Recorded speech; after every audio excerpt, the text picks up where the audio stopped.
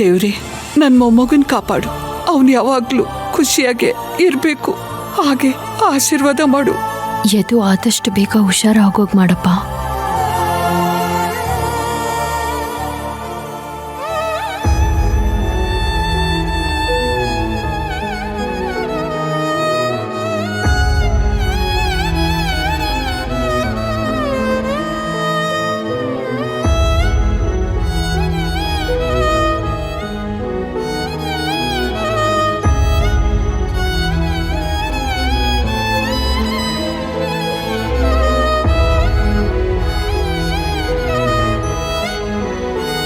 ಕಾವೇರಿ,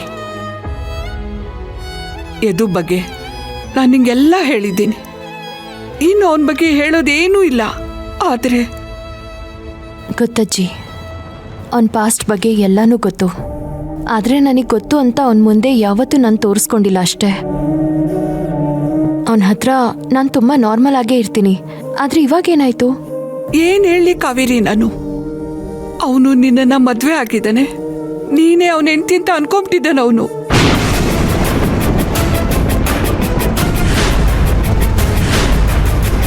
ಈಗ ಅವನು ಯಾವ ಅತಿರೇಕಕ್ಕೆ ಹೋಗಿದ್ದಾನೆ ಅಂದರೆ, ನೀನು ಅವನ ಮನೇಲೇ ಇದೆಯಾ, ಅವನ ಸುತ್ತನೇ ಇದೆಯಾ ಅಂತ ಕಲ್ಪನೆ ಮಾಡ್ಕೋತಾ ಇದ್ದಾನಮ್ಮ.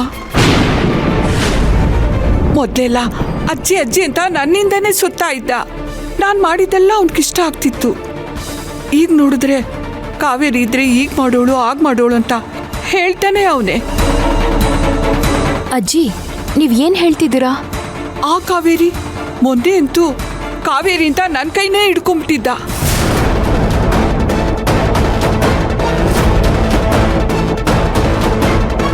ಇದನ್ನ ಹೇಗೆ ಸರಿ ಮಾಡೋದು ಅಂತ ನಂಗೆ ಗೊತ್ತಾಗ್ತಿಲ್ಲ ಕಾವೇರಿ.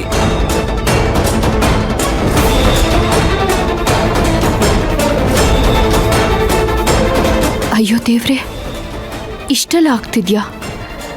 ನಾನೇನೋ ಅವನ್ನ ನಿಧಾನ ಕನ್ವಿನ್ಸ್ ಮಾಡ್ಬೋದು ಅಂದ್ಕೊಂಡಿದ್ರೆ ಇದು ಕೈ ತಪ್ಪು ಹೋಗ್ತಾ ಇದೆಯಲ್ಲ. ಹೇಗೆ ಇದನ್ನು ಸರಿ ಮಾಡೋದು? ಅಂದರೆ ಯದು ಸೈಕೋ ಆಗಿದಾನಾ? ಬರೀ ನಿಂದೆ ಕನ್ವರ್ಕೆ ಅವನಿಗೆ. ನೀನು ಅವನಿಗೆ ಫಿಸಿಯೋಥೆರಪಿ ಮಾಡ್ಸೋಕ್ಕೆ ಬರ್ತಾ ಇದೆಯಲ್ಲ, ನೀನು ಬರೋದು 1 ನಿಮಿಷ ತಡ ಆದರೂ ಅವನಿಗೆ ತಡ್ಕೊಳಕ್ಕಾಗ್ತಾ ಇರಲಿಲ್ಲ. ಒಂದು ದಿವಸ ಅಂತೂ ನೀನು ಫೋನೇ ಎತ್ತಿಲ್ಲ ಅಂದ್ಬಿಟ್ಟು ಸಿಟ್ಟು ಬಂದು ಫೋನೇ ಬಿಸಾಕ್ಬಿಟ್ಟಿದ್ದ. ಆದರೆ ಅಜ್ಜಿ, ನನ್ನ ಜೊತೆ ನಾರ್ಮಲ್ ಆಗೇ ಇರ್ತಾನಲ್ಲ. ಅದೇ ಸಮಸ್ಯೆ ಆಗಿರೋದೀಗ. ಅವನು ಯಾರ ಹತ್ರನೂ ಏನೇನೂ ಹೇಳ್ಕೊಳ್ಳೋದಿಲ್ಲ. ಯಾವಾಗ ನೋಡಿದ್ರು ಕಾವೇರಿ ಕಾವೇರಿ ಅಂತ ನಿಂದೆ ಜಪ ಮಾಡ್ತಿರ್ತಾನೆ. ಅದು ಬಿಟ್ರೆ ಅವನ ಬಾಯಲ್ಲಿ ಬೇರೆ ಏನೂ ಬರ್ತಾ ಇಲ್ಲ. ನೀನ್ ನೋಡಿದ್ರೆ ಮದ್ವೆ ಆಗಲ್ಲ ಅಂತಿದ್ಯಾ, ಅವನು ನೋಡಿದ್ರೆ ಹೀಗೆ ಹೇಳ್ತಿದ್ದಾನೆ. ಏನ್ ಮಾಡ್ಲಿ ನಾನು? ಅಯ್ಯೋ ದೇವ್ರೆ, ಈ ಸಮಸ್ಯೆಯಿಂದ ನನ್ನ ಪಾರು ಮಾಡು. ನನ್ನ ಜಾತಕದಲ್ಲಿ ಪ್ರಾಬ್ಲಮ್ ಇದೆ. ನನ್ನಿಂದಾಗಿ ಅವನು ಸಾಯೋದು ನನಗಿಷ್ಟ ಇಲ್ಲ ಅಂತ ಈ ಅಜ್ಜಿಗೆ ಹೇಗೆ ಹೇಳಲಿ? ದೇವ್ರೆ, ಇದೆಂತ ಇಕ್ಕಟ್ಟಲ್ಲಿ ಸಿಕ್ಕಾಕಿಸ್ತಾ ಇದ್ಯಾ ನನ್ನ. ಅಜ್ಜಿ, ಇದ್ರ ಬಗ್ಗೆ ಯೋಚನೆ ಮಾಡೋದಕ್ಕೆ ನನಗೆ ಸ್ವಲ್ಪ ಟೈಮ್ ಕೊಡಿ. ಯದು ಮನಸ್ಸಲ್ಲಿ ಏನು ನಡೀತಾ ಇದೆ ಅಂತ ನನಗಿವಾಗ ಕ್ಲಿಯರಾಗಿ ಅರ್ಥ ಆಗ್ತಿದೆ. ಆದರೆ ನನಗೆ ನಾನಾಗಿ ಮಾಡಬೇಕಾಗಿರೋ ತುಂಬ ಕೆಲಸಗಳಿದೆ. ಹಾಗೆ ಬೇರೆ ಯಾರೋ ನನ್ನಿಂದ ಸಫರ್ ಆಗೋದು ನನಗಿಷ್ಟ ಇಲ್ಲ. ನಂಗೂ ಗೊತ್ತು ಕಾವೇರಿ, ನಾನು ನಿಂಗೆ ತುಂಬ ಕಷ್ಟ ಕೊಡ್ತಿದ್ದೀನಿ ಅಂತ. ಆದರೆ ನಾನಾದರೂ ಏನು ಮಾಡಲಿ? ನನಗೆ ಬೇರೆ ದಾರಿನೇ ಇಲ್ಲ. ಕಡೆದಾಗಿ ನಾನು ನಿನ್ನ ಹತ್ರ ಒಂದು ವಿಷಯ ಕೇಳ. ಕೇಳಿ. ನೋಡು, ನೀನು ಅವನ ಜೊತೆಲಿದ್ದು ಅವನ್ನ ನೋಡ್ಕೋತೀನಿ ಅಂತ ನಂಗೆ ಮಾತು ಕೊಡಬೇಕು.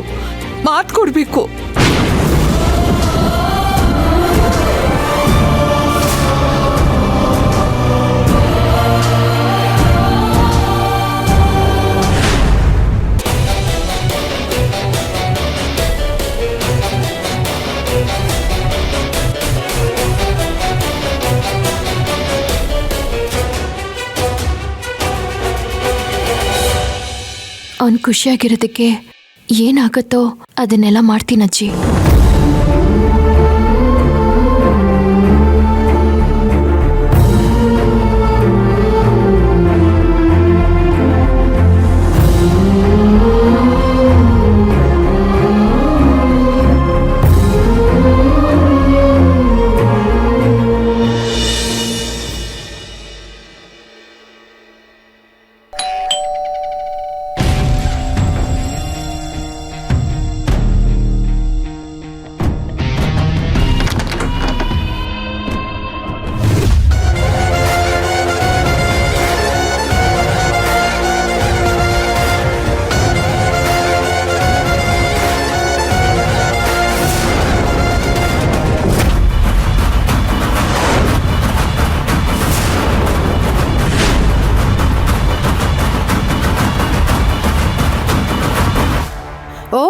ಪ್ರಭು ಅವರು ಬನ್ನಿ ಬನ್ನಿ.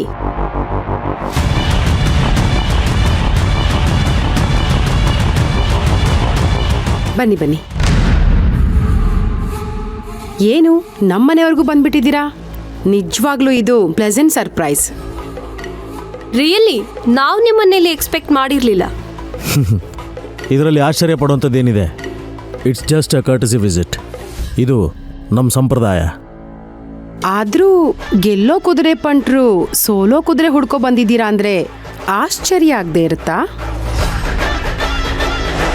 ಏನು ಮಾಡೋದಕ್ಕಾಗುತ್ತೆ?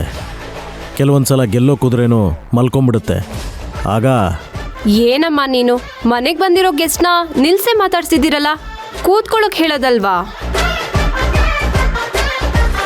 ಅಯ್ಯೋ ಸಾರಿ ಕೂತ್ಕೊಳ್ಳಿ, ಪ್ಲೀಸ್ ಕೂತ್ಕೊಳ್ಳಿ. Thank you. ಅದು ನನ್ನ ಅಪೋನೆಂಟು ನಮ್ಮನೆಗೆ ಬಂದಿರೋದನ್ನ ನೋಡಿ ನನಗೆ ಆಶ್ಚರ್ಯ ಆಗಿ ಕೂತ್ಕೊಳ್ಳಿ ಅಂತ ಹೇಳೋದೇ ಮರ್ತ್ಬಿಟ್ಟೆ. It's okay, no problem. ಎಲೆಕ್ಷನ್ಗೂ ಮುಂಚೆ ನಮ್ಮ ಮಾವ ಪ್ರತಿ ಸರಿ ನಿಮ್ಮ ಮನೆಗೆ ಬಂದು ನಿಮ್ಮ ಹಸ್ಬೆಂಡ್ಗೆ ವಿಶ್ ಮಾಡಿ ಹೋಗ್ತಿದ್ರಂತೆ.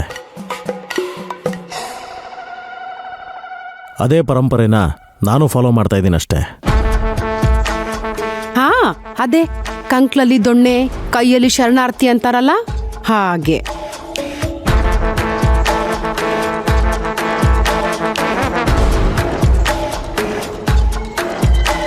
ಇರ್ಲಿ ಬಿಡಿ, ಸುಮ್ಮನೆ ತಮಾಷೆಗೆ ಹಾಗಂದೆ. ಏನ್ ತಗೋತೀರಾ? Coffee, tea, juice? ಏನು ಬೇಡ, ಥ್ಯಾಂಕ್ ಯು.